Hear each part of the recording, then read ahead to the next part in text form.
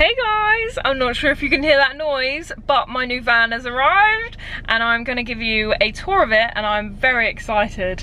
My other van is literally sat over there, so I do need to move this after I've done this tour. And we're going to have two vans on the drive for a little while, but hopefully I will sell the other one eventually. But yeah, I'll be giving you a full tour. I got a Citroen Berlingo, it's the blue HDI, and it is a 21 plate, and I got it for an absolute steal. It was 6,250, including delivery, and it was from about 80 miles away, and it's done 90,000 miles, and it's in such good nick. Like, it's so clean because it wasn't used by like a builder or a tradie, so it's really clean on the inside and in the back as well, so absolutely love that. But yeah, we're gonna get right into the tour. Right, this is the outside. It is a Citroen Berlingo, if I haven't said already. It's 21 plate, so it's got two sliding doors, if I've checked that right. No, one sliding door on the other side. I don't actually need to, so that works quite well. Then we'll just do a walk around.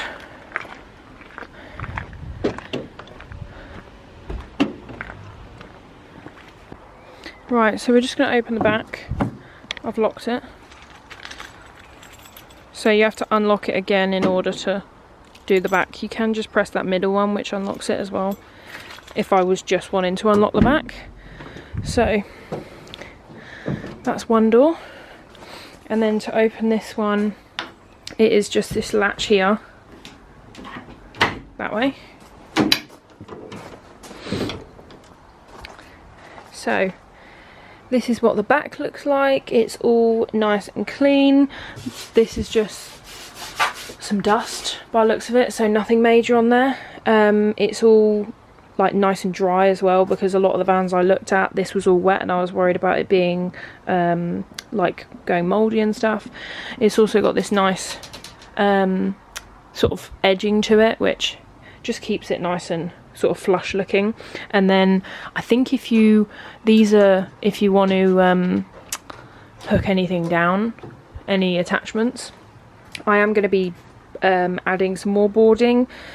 I think I'm going to put some kind of shelving on this side because that door doesn't open, and then I want to have some kind of slots that I can sort of slide cakes in, so that they don't move around. So I'm thinking if I had some kind of grid on this base, like lines, then it means that when I put the cakes in, they won't slide around. But yeah, so it's all boarded around the wheel arches, which is nice and clean. A lot of vans didn't have that, so like I say, when I saw that on this one and the fact that it was so clean inside, I was like, I need this. We've also got the partition between the front and the back, which again isn't a standard thing, which I find a bit mad, because it will stop echoing, and also it just keeps the front separate from the back. Like it will make it warmer in the front. You don't want to be heating the whole van, if you get what I mean, whereas you can heat the front and it will stay in the front, so you'll be using a lot less sort of air, and same with cooling as well. It works both ways. So that is the door that opens. So obviously if I do put any racking in here, I won't cover that door because I want it to be accessible.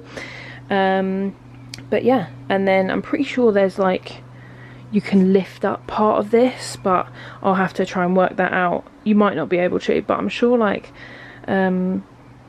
there's somewhere to like get underneath the van, if that makes sense. If anyone knows about these vans, then feel free to put it down below, but I'm sure I've seen that in ones that weren't boarded, but maybe I'm thinking of a different model where it's got like access to a spare wheel or something like that. But yeah, but by the looks of it, you can also unhook that partition.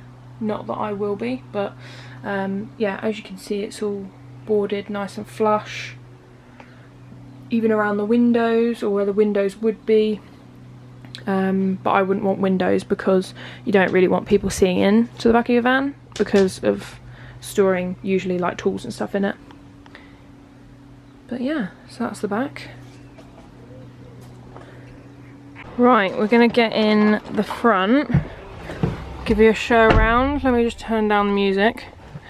So Obviously I've just got this, so I don't necessarily know my way around it, but I can give you a little quick show. So it's got a touchscreen, which I absolutely love.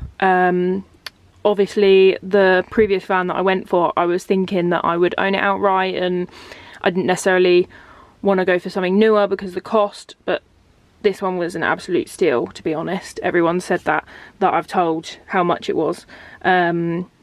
But yeah, so for what you're getting, it's an absolute steal. But we have this lovely screen in here. So you've got your menu, so that is music. I don't know if you can see, it's like got these little signs. Then this is all of your options. So parking sensors, they're already on, traction control. Then if we go down, does it have any more options? So we have parking, headlights, comfort. Let's have a little look at comfort. Unlocking of the cab is on. Headlights, welcome lighting. So I'm assuming you can change the type of headlights that you've got on. And then parking, prevention of door folding is off. So I do actually really like this feature. So I noticed when I was getting in it that the mirrors weren't out, like when I came out to view it, and then when I unlocked it, the mirrors popped out. So absolutely love that, because when you're obviously parking in busy places, it's nice to tuck your mirrors in so that hopefully no one knocks them off. So I think that is all the bits on there. And then it has got Navi, and it's Apple CarPlay. So I have a USB, which I'll be plugging in to use my phone. It does also have Bluetooth, but to avoid rinsing my battery, I'll probably just use the USB. So you plug that in and then it will do the Navi from your phone. So love that. I'm also just going to actually put on the engine because I don't want to run my battery. There we go. Haven't heard that sound in a while because the electric is completely silent. So down here we just have the air, which that's one thing to be wary of when you're getting an electric, because I didn't think of this. Obviously all of your air, your radio, everything uses electric, so it will decrease your miles if you're using air and stuff. And obviously in a diesel it will use your fuel, so it's the equivalent. If you have an electric, then it will use your electric, and if you have a diesel, then you'll have less diesel if you run the aircon for ages. So we've got AC to make it cold. That is to do the air on your feet. These always like confuse me. That's to circulate in the cab, opposed to using like outside air. Turn that off. That's to do it on your face. That's to do it on your legs. I think that one is actually the windscreen, sorry. Then these are heated mirrors, which I actually didn't know it had, so again, great feature. This is to do the temperature, so we're just going to currently leave it on that because it's actually warm, so I don't want it on. Then this is your parking brake, so when I want to move I just lift that up, make sure I've got my foot on the brake, and then put it back on when I park up. It is a manual, so there is a gear stick. It doesn't look, no, okay. So some manuals have a little lever like under here to put it into reverse, but because reverse is under 5, it doesn't have that lever. So they just expect you to move it down. I have got to get used to a manual again because I haven't had one for 5 years, but I did drive my partner's manual at the weekend to give me a bit of a head start before getting this, and I think it should be fine. To bring the windows down, it's just on that side, and then I've got the double on this side. This is to move your mirrors, that's to move your headlights, that is to lock the cab, you know, like the back from the front. Then we have this very lovely lit dash, which I really like the look of. So speed, then it also comes up with the speed in digital, which I really like because I'm lazy and I don't really like looking at this. We have a full tank of fuel, which is amazing. The guy that delivered it filled up the tank before he arrived, and although it was like 80 miles away, because he only came one way and then got a train back, it hasn't used any, so I've got a free tank of diesel, which is nice. That is your temperature gauge. It's done 90,000 miles, which for this van, may I add, is very good. So this particular van that I got, they say that it can run up to 200k miles, so I don't plan to put that many miles on it, but it's just nice to know that it's got quite a long life on it. And then this is your acceleration, so when it gets too high then you want to change gear, if my knowledge of manuals is correct, but it's been a while, so don't quote me on that. Then these are just some settings, so that is menu, I think, for the dash. This is brightness, that is to set the clock, I believe. Then here on the side, where's the best view, we have the wipers, and it's front back wipers and then screen wash as well, the standard. Then we have the key in there, and then on this side we have cruise control. Not that I've ever used this because I'm way too scared, but it's good to know that it has it. And then we have lights on this side. I always leave mine on auto because, again, lazy, and I will forget to put them on otherwise, so I always shove them on auto, no harm. And then we have two sort of 3/4 seats, and then mine is obviously a full seat, so I think you can kind of tell the difference from that, how different the comfort is in terms of driver's seat to passenger seat, which is standard. Like, it's nice that this seat is a bit more like thick and cushiony because that's where I'm going to be sitting. It's not very often that I have passengers, but it's nice to know that if I did need to take 2 people, I can, because having only 1 passenger seat isn't ideal. But yeah, it's nice to know that I've got space for 2 if needed. Do we have a dash? You know, like a glove box? I don't think we do. I think this is the glove box. So I think it's just in there, which isn't a problem. I don't usually need to put anything in there anyway. Oh no. Aha! There is the glove box. Found it. There we go. So yeah, you just unhook it like that, which I do like because it's kind of hidden, so people might not necessarily know it's there. And then there's a driver's glove box as well, which is nice. So yeah, I think that is everything in here. Oh, we've also got lights up here, alarms, door lights, front lights. So yeah, I think that's, I'm just going to leave that as it's already set. I actually forgot to add these bits in on the side here. I didn't notice them, so I thought I'd just add it in quickly. So this first one is if you've connected your phone, so you can connect messages and photos.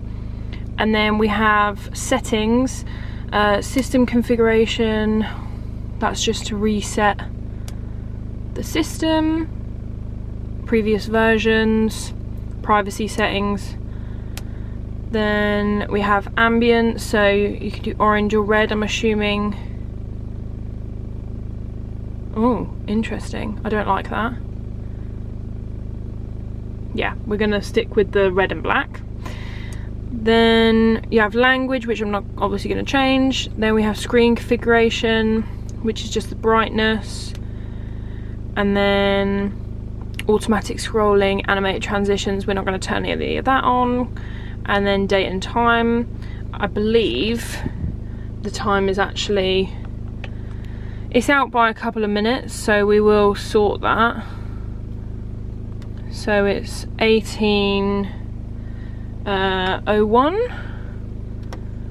So we're just gonna sort that. Perfect. Does it have the date in it? 28th of the 5th. What is the date today? It is, I think it's the 29th, but let me just check my watch. Oh no, it is the 28th. Okay, so the date is right, so we'll just leave that as is. And then you can do hands-free calling as well, so that's Bluetooth. Apple CarPlay, obviously your phone needs to be connected for it to do that. And then Mirror Link is to mirror what's on your phone. I'm assuming if you wanted to maybe watch something, obviously not while you're driving, but I'm pretty sure you can do it while it's stationary. And then that's Android Auto, which is I think the same as Apple CarPlay but for Androids, but I don't have an Android, so that's all fine. And yeah, that is all the items on here. So I don't think, is this different? Yeah, I think this is another new thing. Okay, so yeah, there's also a settings. Oh, I don't know what I've just done there. Radio station from the list of presets. I need to set my radio stations, but that is a whole nother thing that I do not have time for. But yeah, you can do radio, USB, iPod. So I'll put in my USB here, so I can just do it that way, which is nice and easy. But yeah, that is the little screen, and then you can just mute it like that. That puts the volume up, and then I think you hold it down to actually turn it off. So yeah. And then lastly, you've just got your mirrors in here, although it's weird, that side doesn't have a mirror and my side does, which is usually the opposite way round because they don't like a driver having a mirror, but who knows. I also got these on Amazon.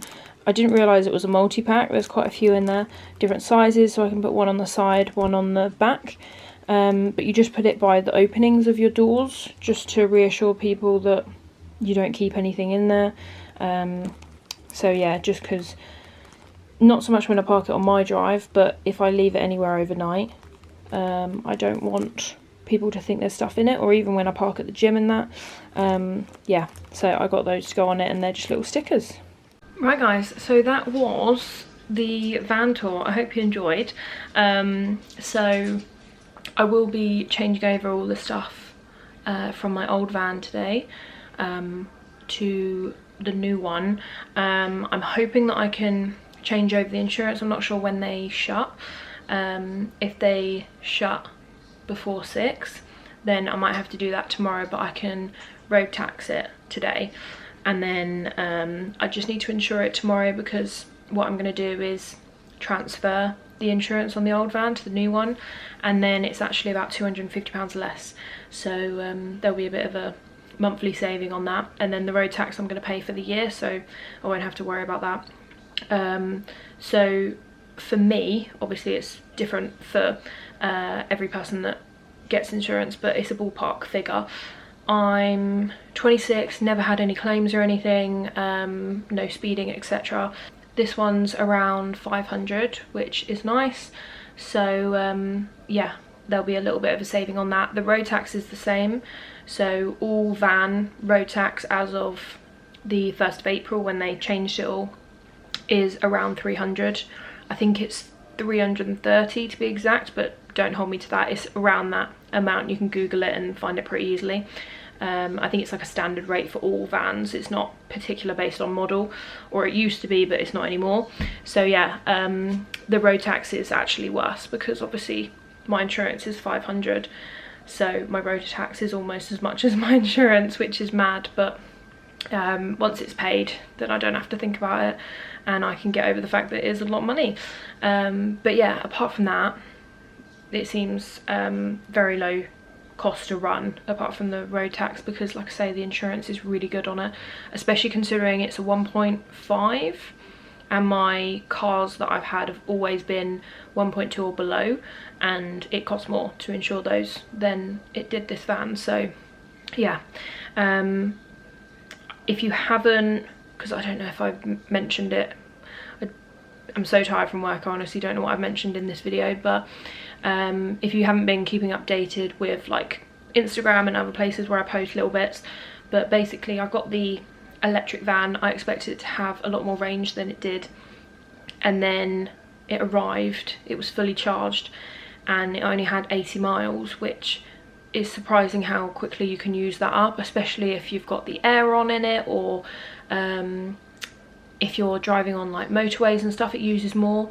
So I just didn't realise how quickly that was going to go, and I also didn't realise it would be that low. That particular model is meant to have around 140 miles, which would have got me everywhere I need to go on one charge, and then you can charge it at home for virtually nothing, like pennies. And then if you have to charge it at a place, it's like £5-ish, £5 to £10 for a full charge. But because I was doing that very regularly, it was getting pricey, because I was sometimes, if I was out at my partner's, then out to see Dev in the same weekend, I would come home, charge it in between, and then I'd have to charge when I got to Hemel, charge when I left Flitwick. So then I was like charging it twice at a place in one weekend, which is not what you want to be doing. You want to just charge it at home, drive it around, come back home and charge it. But like I say, it used a lot more miles than it was meant to, so that's why sadly I've had to get rid of it. Obviously this one is a lot newer and it has a lot more features, which mine doesn't, which is nice. And I kind of thought to myself, I work hard, why not treat myself, you know? Because I was initially thinking, oh, I'll own it outright, so I'll go for something that's a bit cheaper. But actually this new one, considering it's 5 years newer and it's got all the things that I want it to have, it was actually only £1,000 more than I paid for the other one. So the plan is with the other one to sell it. It is currently listed, but I need to promote it a bit more, like on Facebook and stuff, to actually get some interest, because I feel like if you just list it somewhere like eBay, it doesn't really get that much interest, whereas I feel like Facebook, people list stuff on there a bit more. So hopefully if I post it on there and I regularly promote it and stuff, fingers crossed it will go. At the moment it's just a savings opportunity, it's money sat there which isn't going to necessarily hugely go down in price, so it's just gonna sit there until I sell it. So yeah, that is the rundown. If you just came for the tour, sorry. But if you are a regular watcher, then you might have wanted to know the background. So yeah, bit of a faff buying a van and then selling it and getting a new one. But lessons learned, not to rush into it. Do your research before you get a new van, especially with electric, because there's a lot of variables which I didn't think about, like finding charging points. Didn't think that that would be a problem, but actually it's not necessarily a problem, but it's something that you have to think about. You can't just expect to pull up to somewhere and all the chargers are working. Sometimes they might not be working, so you have to have all the apps, and yeah, there's a lot that goes into it. It's not just like finding a petrol station, which there's pretty much one every, you know, few miles when you drive anywhere, so it's a bit easier. But yeah, lessons learned. But now we need to sort of customize it a bit. I'm gonna get my logo on the back and some details like website, all that jazz, and then I'm gonna get decals on the sides, but I'm gonna get it done in parts, because the logo and the number and stuff, that's easy and it just makes it look a little bit more professional, but it won't cost as much, so I can get that done sooner. So I'm thinking of booking it in next month, because we're already at the end of May, so I'm thinking of booking it in mid-June, and then I'm going to book in for the actual decals maybe in July, because that will be all down the sides. And I also need to design them, because I wanted to have some cakes down the side, so I need to draw them out so that they can actually be printed on there. So that's the plan with that. So I've also got a few bits coming from Shein. I've got like a steering wheel cover, honestly it's so cute. So I will insert that in a video somewhere, or like maybe go on my Instagram to see updates on that, because yeah, she's very cute. Steering wheel cover, little what do you call it, seatbelt cover, and something else, I can't remember what. But yeah, honestly, if my partner ever has to get in that for me to drive around, he's gonna hate it, because it's gonna have a coloured steering wheel, and it's like fluffy. It's not like cheap fluffy. It's like wool, but it's probably going to be really hot in summer. Didn't think about that. Anyway, yeah, got some little bits to make it more girly so that it doesn't seem like a workman's van, you know, it's a cute cake van. So I will update you on the like renovations and stuff. I also need to do the back, because obviously it's panelled, but I want to build like shelves and stuff into it so that when I deliver cakes they don't slide around everywhere. So I have set myself the goal of doing that for my first wedding, which is beginning of July. So I've got maybe like 6 weeks. I think that's a decent amount of time. So yeah, I need to get on that and do some research, because I have no idea about that. I'll probably get Lewis, you know, my dad. I call him Louis, but I'll probably get him to help me with that a bit, at least to plan it out, because I'm not really sure what I'm doing with that. But yeah, that's the rundown. So I left work early so that I could come and have a look at the van, because I was just too excited to sit there and work. But yeah, and then as of next week I drop a day, which I cannot wait for. It's gonna be cakes galore. So yeah, right, hope you enjoyed. I think that's everything. Right, I'll see you in my next video. Bye.